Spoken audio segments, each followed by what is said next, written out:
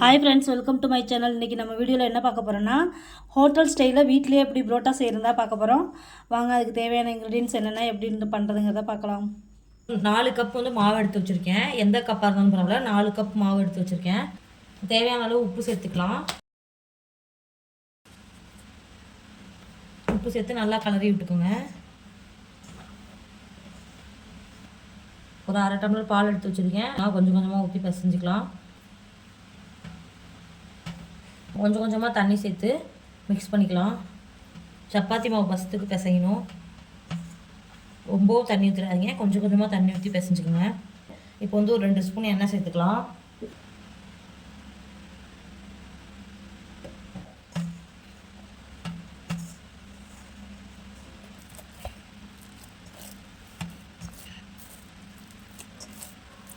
நல்லா இந்த பதத்துக்கு சப்பாத்தி மாவு பதத்துக்கு பிசைஞ்சு மேலே வந்துட்டு லைட்டாக எண்ணெய் ஊற்றி நம்ம ஒரு வெள்ளை துணி ஈர துணி போட்டு ஒரு 1 மணி நேரம் ஊற வச்சிடலாம். மேலே வந்து மாவு காயாமல் இருக்கிறதுக்காக இந்த எண்ணெய் ஊற்றிக்கிறோம்.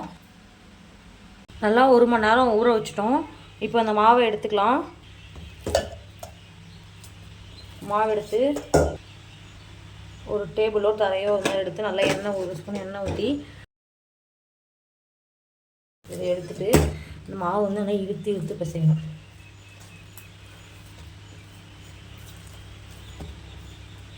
எவ்வளோக்கு எவ்வளோ இழுத்து பிசைகிறோமோ அவ்வளோக்குள்ள நமக்கு வந்து லேயர்ஸ் வந்து அதிகமாக வரும்.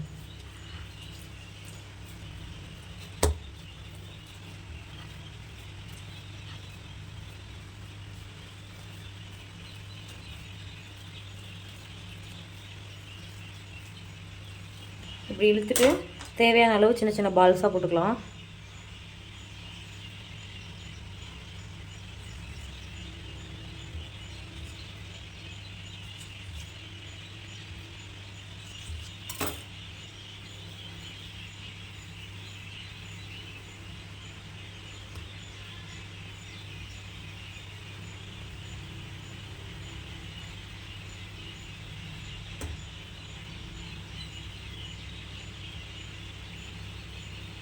இது மாதிரி எல்லா மாவையும் உருண்டை பிடிச்சி எடுத்துக்கலாம்.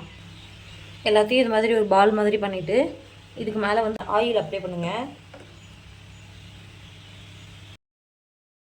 மேலே நல்லா ஸ்ப்ரெட்டாக வர மாதிரி நல்லா பரட்டிட்டு திருப்பி ஒரு half அன் ஹவர்லேருந்து 1 ஹவர் வரைக்கும் ஊற விட்டுறலாம். துணியை மேலே போட்டு மூடிடலாம். நம்ம ஏற்கனவே எடுத்து ஊற எடுத்து வச்சுருந்தோம். அதை இப்போ வந்து நம்ம எப்படி இது பண்ணலாம்னு பார்த்துக்கலாம். வந்து நம்ம கையாலே வந்துட்டு இதை நல்லா மெலிசாக நல்லா பெருசாக அது ஷேப் வரணுன்றதெல்லாம் அவசியம் கிடையாது. ஒட்டுற மாதிரி இருந்துச்சு அப்படின்னா கொஞ்சோண்டு எண்ணெய் தடவி கையிலேயே நல்லா எண்ணெய் வச்சுக்கிட்டு நல்லா கையாலே நல்லா தரை வந்து தெரிகிற அளவுக்கு நல்லா மெலிசாக ஓட்டை விழுந்தாலும் பரவாயில்ல, நல்லா வந்து மெலிசாக தேய்ச்சிக்கணும். நான் வீடியோவில் காட்டுற மாதிரி நல்லா மெலிசாக தேய்ச்சிக்கோங்க. நல்லா மெலிசாக தேய்ச்சாச்சு. இப்போ வந்து ஏதோ ஒரு ஓரத்தை இப்படி பிடிச்சி இப்படி எடுக்கணும்.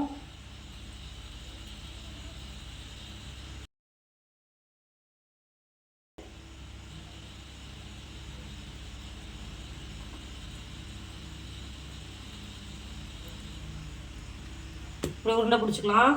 இதே மாதிரி நான் எடுத்து வச்சுருக்கேன் எல்லா உருண்டையும் பிடிச்சிக்கலாம். இப்போ இந்த இடத்துல நல்லா எண்ணெய் அப்ளை பண்ணிக்கிட்டு நம்ம எடுத்து வச்சுருக்கோம்ல பால், இதில் வந்து ஏதாவது ஒன்று எடுத்துக்கலாம். எடுத்து இப்படி வச்சுட்டு கையாலே இப்படி ஒரு ப்ரெஷ் பண்ணால் போதும்.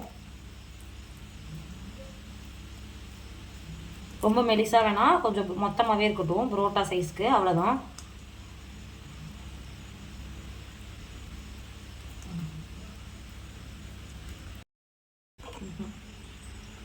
அடுப்பத்தை வச்சு கல் வச்சுக்கலாம். நல்லா கல் சூடாகணும். 1/2 ஸ்பூன் எண்ணெய் அப்படி ஊற்றிக்கலாம்.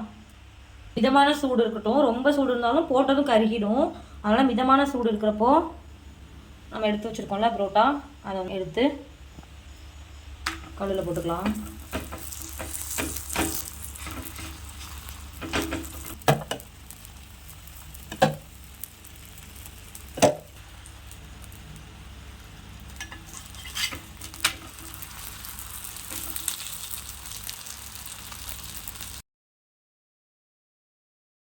நல்லா ப்ரௌனிஷாக வந்துருச்சு 2 பக்கமும் பார்த்தா.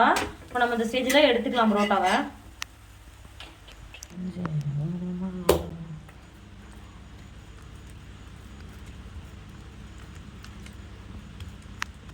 இதே மாதிரி இப்போ எல்லாத்தையுமே போட்டு எடுத்துக்கலாம். விட்டுரு.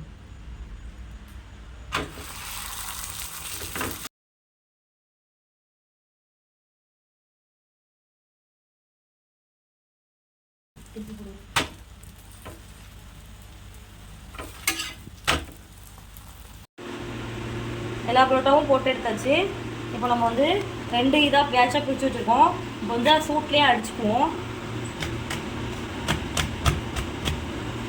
இந்த பேட்சை உரம் வச்சிடலாம், அடுத்த பேட்சை எடுத்துக்கலாம்.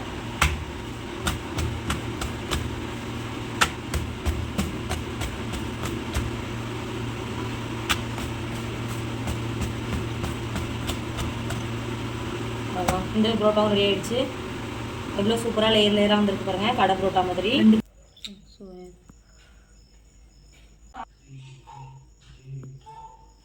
சுவையான புரோட்டா ரெடி ஆகிடுச்சு. நீங்கள் செஞ்சு பார்த்துட்டு எப்படி இருந்துச்சுன்னு கமெண்ட் பண்ணுங்கள், ஷேர் பண்ணுங்கள், லைக் பண்ணுங்கள், சப்ஸ்கிரைப் பண்ண மறந்துடாதீங்க.